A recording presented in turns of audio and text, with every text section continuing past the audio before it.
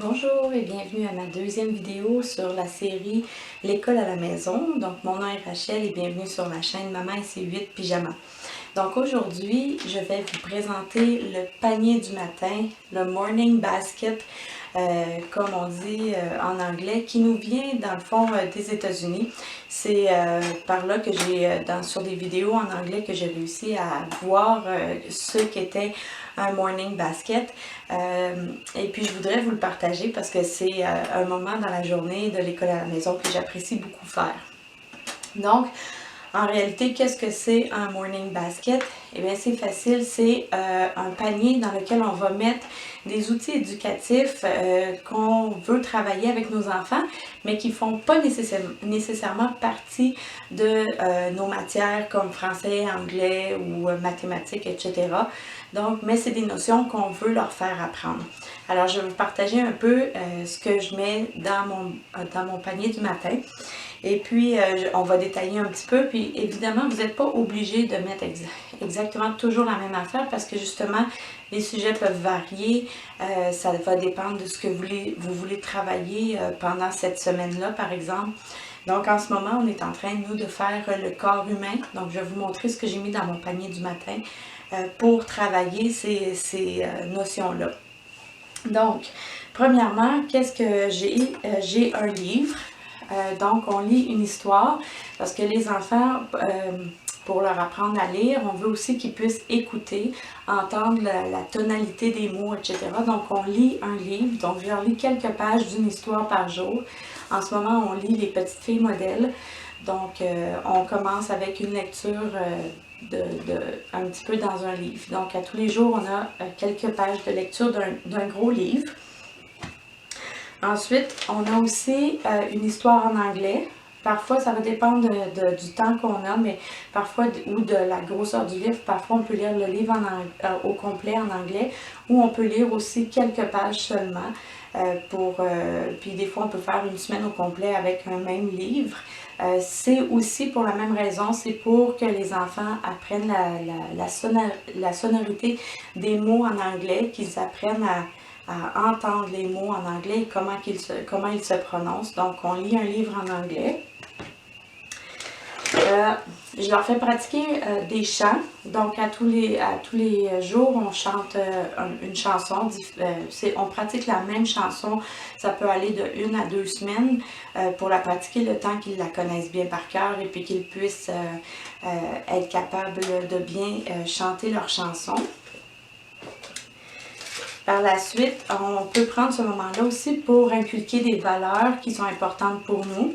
Donc moi, j'ai des petites cartes avec des valeurs qui sont importantes pour nos croyances. Donc, j'ai des petites cartes comme ça qu'on lit, qu'on pratique. On en fait une par semaine ou une par mois, dépendamment de la longueur. Ma plus vieille les apprend par cœur. Pour les plus jeunes, ils font juste les entendre, les écouter.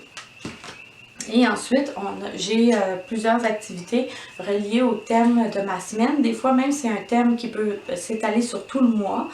Ça dépend du sujet du thème. Donc, cette semaine, on travaille sur le corps humain. Donc, c'est des livres que j'ai trouvés. Celui-là, je l'ai même trouvé au Dollarama. Donc, c'est vraiment, on n'est pas obligé d'aller chercher des choses qui coûtent très cher pour pouvoir faire des paniers à thème comme ça. Donc, ici, c'est avec un cahier d'exercice sur le corps humain. Et puis, on a aussi un petit truc d'aimant avec où on travaille le corps humain. Donc, il y a aussi différentes parties. Donc, c'est aussi pour continuer. J'ai aussi trouvé un casse-tête comme ça qui se déboîte pour laisser voir comment est fait l'intérieur du corps humain. Donc, on peut parler de ça. Évidemment, on ne fait pas toutes les activités en même temps, tout le temps, toute la semaine, toute la même journée. On va les échelonner sur la semaine. Pour ma plus jeune, on utilise aussi Madame Patate, vu qu'on on parle du corps humain. Donc, c'est des choses que je mets comme ça dans mon panier.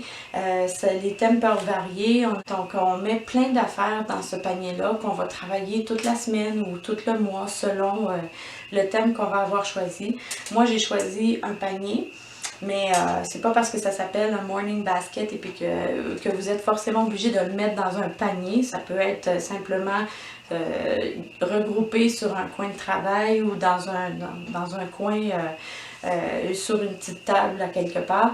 Mais le principe est de dire de regrouper ces articles-là ensemble et que ça devienne une routine de faire tous les matins ensemble. Donc, moi, je fais le morning basket avec les enfants tout de suite après avoir fait mon moment de transition. J'ai parlé du moment de transition dans ma première vidéo, dans ma série de l'école à la maison, dans la vidéo 10 trucs comment faire l'école à la maison. Je vous mets le lien ici si vous n'avez pas vu la vidéo. Donc, vous pouvez aller la voir pour savoir c'est quoi le moment de transition. Donc, nous, dès qu'on a fini de faire notre comptine pour sonner l'ouverture de notre journée d'école, on fait la date avec notre calendrier, on travaille les saisons. Et puis ensuite, on vient s'asseoir ici. C'est notre coin, on a des tapis de sol. Et puis, on s'assoit ici en cercle et on va travailler avec le morning basket avec tous les éléments que je vous ai montrés. Donc, c'est un moment qui est agréable, on peut échanger avec les enfants, puis ça nous permet de voir des notions qui ne seront pas vues pendant les cours académiques de base comme le français, l'anglais ou les mathématiques. Donc, j'espère que cette vidéo vous a plu puis vous a incité à pouvoir vous aussi débuter un panier du matin. Donc, si vous avez aimé cette vidéo, n'hésitez pas à me mettre un pouce bleu, abonnez-vous à ma chaîne et je vous revois dans une prochaine vidéo. Au revoir.